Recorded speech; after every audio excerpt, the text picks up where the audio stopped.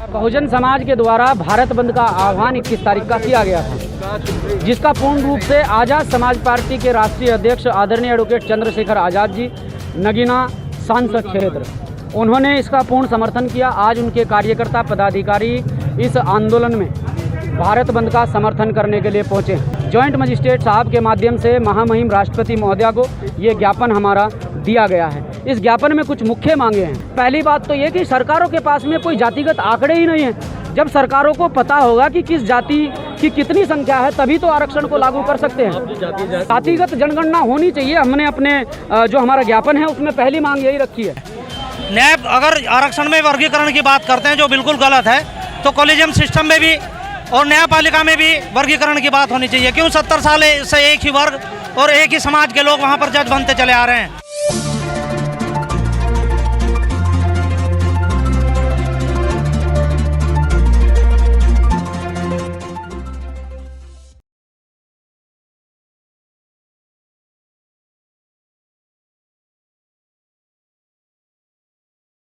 सरकार बार बार इस बहुजन समाज पर कुटुराघात कर रही है। आप देख रहे होंगे इससे पहले भी कितने कानून उन्होंने लागू कर दिए। लेकिन ये सरकार की गलती है, सुप्रीम कोर्ट की गलती है? ये तो सुप्रीम कोर्ट भी सरकार के अधीन चल रहा है। आप देख रहे होंगे। तो फिर जो न्याय मिलता है लोगों को ऐसे मिल जाता है? न्याय, अभी न्याय की बात करें, बाबा साहब ने कहा था अगर सुप्रीम कोर्ट में आपकी बात नहीं मानी जाती है तो आप सड़क पर उतर जाना। आज भी वही बात हो रही है। देखिए, आरक्षण का बिल पास करते हैं, इस बहुजन समाज को तोड़ने की बात करते हैं। जहां बाबा साहब ने इस बहुजन समाज को, जो बिखरा हुआ समाज था, संविधान के दायरे में बांधकर एक काम करने की कोशिश की, लेकिन आज सरकार इस बहुजन समाज को तोड़ने का काम कर रही है। आरक्षण की जो प्रावधान लागू किया है उसे भीम आर्मी आज़ाद समाज पार्टी कतई बर्दाश्त नहीं करेगी कि आरक्षण जो है वो आर्थिक आधार पर हो या जातिगत आधार पर। इस देश के अंदर शोषण किस आधार पर होता है? सदियों से शोषण हुआ है। एक जाति के आधार पर शोषण हुआ है। तो जो भारतीय संविधान है उसमें जो व्यवस्था की गई है वो जाति के आधार पर आरक्षण की व्यवस्था की गई है। और जाति के आधार पर जब आरक्षण की व्यवस्था है तो एक विशेष जाति के लोग जब पढ़ लिख कर कामयाब होते रहे, आगे बढ़ते रहे, कुर्सियों पर बैठते रहे, तो सरकार को ये हजम नहीं हो पा रहा है। अब सरकार चाह रही है कि जो SC ST के जो लोग हैं उनको आपस में कैसे लड़ाया जाए। उन्होंने ये छल किया है हमारे समाज के साथ में, आरक्षण में वर्गीकरण और क्रीमी लेयर लाकर। अगर वर्गीकरण होता है, हमें ऐतराज़ नहीं है कि आप पर्टिकुलर किसी विशेष वर्ग को आरक्षण दें। हमें आरक्षण से बिल्कुल भी कतई। सरकार बोल रही है एक परिवार से 10 लोगों को नौकरी मिली है तो मेहनत की होगी ना, वो मेहनत के बल पे मिली है। आपने कभी नकली डिग्री या फर्जी डिग्री किसी SC ST के व्यक्ति की पाई है? मैं आपको हज़ारों एग्जाम्पल दिखा सकता हूँ जनरल कास्ट के लोगों की जो SC ST का सर्टिफिकेट पर नौकरी कर रहे हैं, जो SC समुदाय के लोग अपनी मेहनत के बल पर आगे बढ़ रहे हैं। ये सरकार को पच नहीं रहा है। सरकार ये बोल रही है SC समाज के और भी ऐसे लोग हैं जिनको हम कह रहे हैं, हमने कब मना किया है? हम कह रहे हैं आरक्षण दीजिए, लेकिन सबसे पहले उनकी जनगणना तो कराइए। बिल्कुल हम मानते हैं कि सुप्रीम कोर्ट संवैधानिक तौर पर आपको फैसला देता है, लेकिन सुप्रीम कोर्ट में बैठा कौन है? 7 जजों की बेंच थी। 7 जजों में वे जज कौन है, उनका बैकग्राउंड क्या है, उनकी मंशा क्या है, और सुप्रीम कोर्ट या हाई कोर्ट हो या फिर आपका जिला कोर्ट हो, किसके अधीन चलते हैं किसी से छिपा नहीं है। जो सरकार कहती है वो कोर्ट के लोग मानते हैं। फिर उनको जब कोर्ट से वो रिटायर्ड होते हैं तो आपको देखने को मिलता है कि कोई राज्यसभा सांसद बना दिया गया है, किसी को सरकार में मंत्री बना दिया गया है। तो हम उनसे कैसे उम्मीद कर लें? सर, अगर स्वेच्छा से आरक्षण क्यों छोड़े? क्या आज भी जातिगत जो शोषण है वो बंद हो गया है? क्या आज बहन बेटियों की किस्मत नहीं लूटी जाती है? क्या आज पढ़ाई के नाम पर साथियों को मारा नहीं जाता? मटका छूने पर किसी विशेष व्यक्ति को मारा नहीं जाता है? मुझे आप सबसे पहले ये बताइए, आप जातियाँ खत्म करिए। मैं कह रहा हूँ जातियाँ खत्म करो, हम आरक्षण स्वतः ही छोड़ देंगे। कितने मुख्यमंत्री है SC ST के, मुझे बताइए जरा। कितने जज है हाई कोर्ट के, सुप्रीम कोर्ट के, मुझे बताइए। इस देश के अंदर संस्थान है, IMT है, IIT है, मुझे बताइए कितने SC ST के लोग वहाँ पर डीन है, प्रोफेसर से बताइए मुझे जनगणना के आधार पर। इस पर हमने कहा है, वो आदरणीय एडवोकेट चंद्रशेखर आज़ाद जी ने कहा है कि आप व्यवस्था पहले बनाइए सुप्रीम कोर्ट में। सुप्रीम कोर्ट के उन जजों को हटाइए, वहाँ व्यवस्थित तरीके से हमारे जज भी बैठने चाहिए। हमारे लोगों को भी मौका दीजिए। अपने हक की जब हम बात करेंगे तभी तो हमारे हक की बात होगी। जब हमारा बोलने वाला ही वहाँ पे कोई नहीं है तो हमारे हक की बात कैसे हो जाएगी? 2027 में मैं आपके चैनल के माध्यम से और इस उत्तराखंड सरकार को चेताना चाहता हूँ कि आज़ाद समाज पार्टी के बिना यहाँ पर सरकार बनने वाली नहीं है। और एक चीज़ और बता दूँ, आज ये पहले चरण की लड़ाई शुरू हुई है। जो लोगों को भ्रम है कि बहुजन समाज के लोग भारत बंद नहीं कर सकते, उन्होंने किया है। दोस्तों, आरक्षण को लेकर आज भीम आर्मी और अन्य संगठन ये देखिए रोड पर उतरे हैं। अपने जो आरक्षण है उसको लेकर जो क्रीमी लेयर की बात कही गई है, सुप्रीम कोर्ट द्वारा आप देख सकते हैं पीछे कितनी संख्या में यहाँ पर लोग पहुँच रहे हैं। SC ST के जो लोग हैं वो यहाँ पर सड़कों पर उतरने का काम कर रहे हैं। पुलिस आगे आगे चल रही है। आप देख सकते हैं पीछे कितनी बड़ी संख्या में लोग आ रहे हैं। बहुजन समाज के लोग हैं। आप देखिए दोस्तों कि कितनी बड़ी संख्या में आ रहे हैं। सुप्रीम कोर्ट के जो फैसला आया है क्रीमी लेयर को लेकर, उसके खिलाफ ये यहाँ पर सड़कों पर उतरे हैं और ये कह रहे हैं कि आरक्षण से छेड़छाड़ ना की जाए। यहाँ पर ज्ञापन देंगे और आप देख सकते हैं पुलिस बल आगे आ रहा है। पीछे पीछे जो प्रदर्शन कर रहे हैं आप देख सकते हैं। सुनील जी आगे आइए, मैं दिखा देता हूँ आपको कितनी बड़ी संख्या में लोग यहाँ पर आ रहे हैं। आप देखते रहिए रुड़की हब।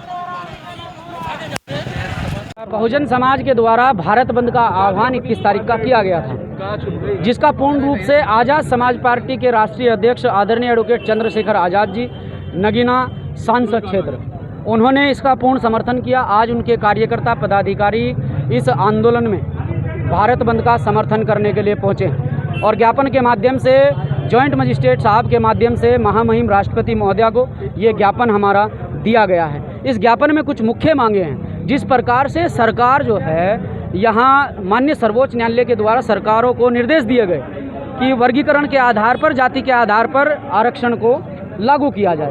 पहली बात तो ये कि सरकारों के पास में कोई जातिगत आंकड़े ही नहीं हैं। जब सरकारों को पता होगा कि किस जाति की कितनी संख्या है तभी तो आरक्षण को लागू कर सकते हैं। जातिगत जनगणना होनी चाहिए। हमने अपने जो हमारा ज्ञापन है उसमें पहली मांग यही रखी है कि जातिगत जनगणना कराई जाए। दूसरी मांग अनुसूचित जाति, अनुसूचित जनजाति तथा अन्य पिछड़ा वर्गों का आरक्षण कोटा सभी विभागों में पूरा किया जाए, जो आज तक नहीं किया गया है। गैर सरकारी संस्थानों में भी आरक्षण की व्यवस्था लागू होनी चाहिए। गैर सरकारी संस्थानों में हमारे लोगों को बहुत प्रताड़ित किया जाता है और जाति के, धर्म के नाम पर टारगेट किया जाता है और हमारे लोगों को निकाला जाता है। जब तक अनुसूचित जाति, जनजाति, अन्य पिछड़ा वर्गों का आरक्षण कोटा सभी विभागों में पूरा नहीं होता है, तब तक आरक्षण के इस प्रावधान को संविधान की लंबी सूची में डाला जाए ताकि आरक्षण के साथ में छेड़खानी। पहली बात तो मैंने ऐसा कोई स्टेटमेंट नहीं देखा है। अगर दिया भी है तो मैं ये कहना चाहता हूँ कि जिस प्रकार से इस समाज को लंबे समय से प्रताड़ित किया गया है और जिस समाज को लंबे समय से प्रताड़ित किया गया है तो उसके अंदर कहीं ना कहीं रोष होगा, कहीं ना कहीं गुस्सा होगा। तो उसने कहीं ना कहीं भावनात्मक तरीके से उस बात को कहा है, वो गलत है। हम किसी से बदले की भावना के लिए काम नहीं कर रहे हैं। हम इस देश के अंदर बदलाव चाहते हैं। हम बदले की भावना से काम नहीं कर रहे हैं कि 6000 सालों से हमारे पूर्वजों का शोषण हुआ है, हमारे ऊपर अत्याचार हुआ है, तो हम भी उसी के आधार पर जब हम यहाँ मजबूत हों, ताकत में हों, हम भी इन लोगों के ऊपर अत्याचार करें, शोषण करें। नहीं, हम भाईचारे की भावना से काम करेंगे, सभी को साथ लेकर चलेंगे और किसी भी प्रकार से बदले की भावना हमारे अंदर नहीं है। हम बदलाव की भावना से काम करेंगे। पार्टी ने और पार्टी के जिम्मेदार कार्यकर्ताओं ने, मेरे जिलाध्यक्ष महोदय यहाँ पर खड़े हैं जो लगातार फील्ड में काम करते हैं, और भी हमारे जिलाध्यक्ष जो संगठन पार्टी के हैं उधर खड़े हैं। अगर पार्टी के कार्यकर्ताओं ने, पार्टी के पदाधिकारियों ने मन बनाया और पार्टी की राष्ट्रीय कोर कमेटी ने मुझे आदेशित किया तो जिस सीट पर पार्टी कहेगी और जिस सीट पर मेरे कार्यकर्ता कहेंगे उस सीट पर जाकर चुनाव लड़ूंगा। चंद्रशेखर आजाद जी ने आह्वान कर दिया है और दिल्ली नीली होने जा रही है 11 सितंबर को। दिल्ली चलेंगे, जरा हाथ उठाकर सरकार को बता दे। देख लीजिए, नीले गमछे वाले, नीले पटके वाले, नीले झंडे वाले दिल्ली 11 सितंबर को आ रहे हैं। उससे पहले वोट ना जाइए वरना आपकी कुर्सी हिलने वाली है। जब आग्रह करता हूं कि अब माननीय उप जिलाधिकारी महोदय को यहां बुलाया जाए और मैं आग्रह करूंगा अपने जिलाध्यक्षों से। सर, मैं ये कहना चाहूँगा कि जैसे भारतवर्ष में कॉलेजियम सिस्टम है, न्याय अगर आरक्षण में वर्गीकरण की बात करते हैं जो बिल्कुल गलत है, तो कॉलेजियम सिस्टम में भी और न्यायपालिका में भी वर्गीकरण की बात होनी चाहिए। क्यों 70 साल से एक ही वर्ग और एक ही समाज के लोग वहाँ पर जज बनते चले आ रहे हैं? क्या हमारा समाज आज पूर्ण रूप से विकास हमारे समाज का हो गया? नहीं हुआ है। तो ये वर्गीकरण बिल्कुल गलत है और राज्य सरकार जो सुप्रीम कोर्ट की गाइडलाइन राज्य सरकार को दी गई है उसके खिलाफ है और हम इसको पूरे देश में इसको इम्प्लीमेंट नहीं होने देंगे।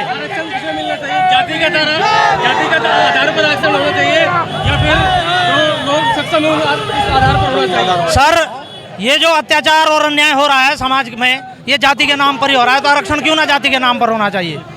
ये जितने भी अत्याचार दलित लड़कियों के साथ में, दलितों के साथ में जहाँ पर भी हो रहा है, सारा जाति के नाम पर जब हो रहा है, तो जब अत्याचार दलित के नाम पर होता है तो आरक्षण भी जाति के आधारित होना चाहिए। आज यहाँ जिसकी जितनी संख्या बारी उसकी उतनी हिस्सेदारी, ये हमारा मान्यवर कांशीराम साहब ने दिया था। और इसी व्यवस्था के अनुसार से अगर देश चलेगा तो सही रहेगा, वरना इसी तरह के आंदोलन ये होते रहेंगे। इसमें आरक्षण में आरक्षण और क्रीमी लेयर ये बिल्कुल कतई बर्दाश्त नहीं होगी। पहले जाति का निर्णय कराइए, उसके बाद फिर ये सभी संभव हो पाएगा। जातिगत को लेकर वो अलग चीज़ है। पहले शिक्षा व्यवस्था में सुधार कीजिए, शिक्षा व्यवस्था एक कीजिए, उसके बाद फिर इसको मुद्दे को उठाइए। तो अब आपने जो मांगे अपनी रखी, यदि मांगे पूरी नहीं होती तो क्या एक्शन रहेगा आपका? इसमें हमारा जो है अगले महीने में 11 तारीख को दिल्ली में बहुत बड़ा हेजिटेशन होगा और उसमें सारी बातें समझा दी जाएंगी। बिल्कुल, जातिगत जनगणना होगी तभी तो पता लगेगा कौन किसका हिस्सा खा रहा, वरना 3% वाले 95% हिस्सा खा रहे हैं इसमें, तो ये भी तो पता लगेगा ना कौन किसका हिस्सा खा रहा है, तभी पता लगेगा। बात आई है उसको लेकर आप क्या सोचते हैं? ये उलझाने का मुद्दा है। क्रीमी लेयर कुछ नहीं होता। पहले बैकवर्ड क्लास को क्रीमी लेयर दिया था, किसी को भी आरक्षण नहीं मिला।